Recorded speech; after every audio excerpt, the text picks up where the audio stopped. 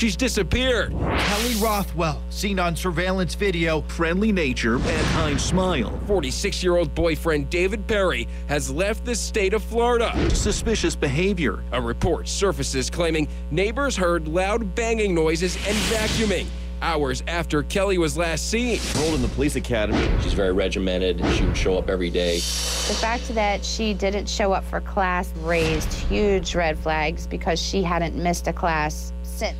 We are taking your calls. Teresa in California. Hi, Teresa. Hello? Uh-oh, I'm sorry, I went out of order. Georgia in Florida. You know, that kind of threw me off. Georgia in Florida. Hi, Georgia, what's your question? Hi, I was just wondering, how would investigators look for blood evidence in the home? That's a great question. To Bill Majeski, former NYPD, now President Majeski Associates, joining us out of New York. In a nutshell, how do they look for blood? They will send in a team of forensic examiners to go into the apartment and go through it with a fine-tooth comb. There is going to be something there that can be ultimately used in a prosecution of the person that killed her. In terms of the investigation itself, they should be sending a team of people to the New York area to discuss with all of the people associated with David and his past and find out about him. Also get a warrant for his cell phone. And they said he would not agree for them to search his car. But hello, get a warrant. Get a warrant, absolutely. That's all they've got to do. Yes. Joining me right now, speaking of the police, Pinellas County, Florida, County Sheriff's Office, Detective Michael Bailey. Detective, thank you for being with us. Nancy. Detective, so let me get this straight. And I don't want to ask you anything that could jeopardize the investigation, but just tell me if it's the wrong question. The boyfriend's son, the boyfriend who's taken off to New York, the boyfriend's son, adult son, comes into the condo to retrieve a box? Yes, he had come back to the residence. We had actually responded out there and spoke with him briefly. He basically advised that his dad had told him to go water the plants, and which he did do, and he did retrieve a box, which we retrieved from him. He was, okay, that doesn't sound like watering the plants to me, Detective Bailey. Well, I'm certain that he also did that in addition to obviously trying to retrieve this box. The contents of the box, obviously we know what they are. Whether that proves to be something beneficial or not, it's undetermined at this time. What's in the box? Well, again, it's part of our investigation. I obviously can't disclose that. But like I said, it may or may not have any bearing on this just yet. It's just, let's see how this unfolds. Whatever is being removed at the behest of the boyfriend, I would think is significant. And also, if he believes that she's about to walk through the front door, why is he removing belongings? Detective Bailey, did he pack up everything he owned when he left? No, he did not. So he left some of his stuff? Virtually intact as he had left it. And what was the reason he gave for going to his original home in New York? He never did give us a reason, just that he is there.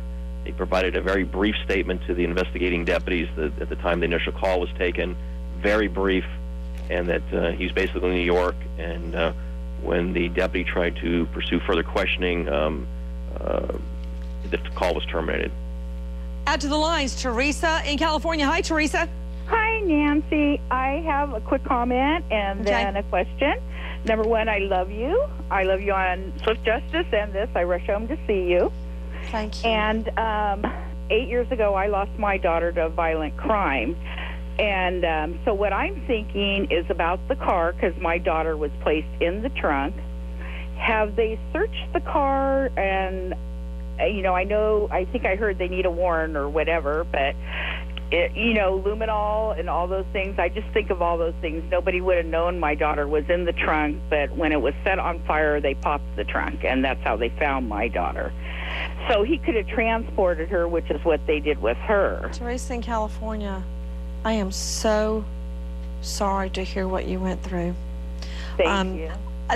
They haven't found anything in his trunk yet because they haven't searched it. They say because he hasn't given permission, but if they've got enough reason, they can get a search warrant to search that trunk. So no, they have not searched his trunk yet. They do have her vehicle. Joining me right now from Clearwater, Donna Charette. This is Kelly's friend, the last person to speak to her that we know of before she went missing. Donna, thanks for being with us. What did Kelly tell you? Kelly specifically told me that she was going home to break up with Dave, get some of her things, and move out and start her new life. Why was she breaking up? In her words, it was suffocating. What does she mean by that? He was very controlling.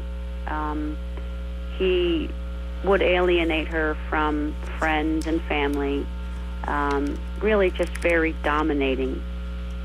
And how did he alienate her? How did he alienate her? Yes. By telling her things like, you know, take your MySpace down and you shouldn't be on Facebook, and, you know, just controlling. Was she afraid of him? Yes. Yes. To Kristen Rothwell, this is Kelly's sister. Now that you are hearing all this, are you surprised? I'm not surprised. I am actually surprised to hear that Kelly was scared of him. Not that she shouldn't have been, just that Kelly was such a strong, she was such a strong woman. I can't imagine her being scared of anything. Everyone, the tip line, 727-582-6200. And now, CNN Heroes.